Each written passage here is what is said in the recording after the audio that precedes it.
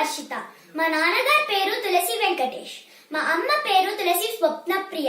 South ఆఫ్రికాలో ఎస్ఏటిసి వారు నిర్వహిస్తున్న తెలుగు వెలుగు కార్యక్రమంలో పాల్గొనడం చాలా ఆనందంగా ఉంది.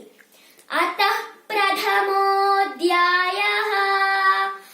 అర్జున విషాదయోధః ధృతరాష్ట్ర ఉవాచ ధర్మక్షేత్రే కురుక్షేత్రే సమవేతాయుయుత్సవః మామకాః పాండవాశ్చైవ కిమకుర్వత సంజయ.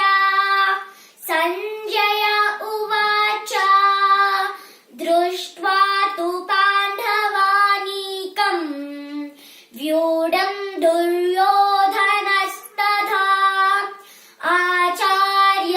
ఆచార్యముపసంగమ్య రాజా వచనమబ్రవీత్ పశ్చైత్వా పాండుపుత్రాణాం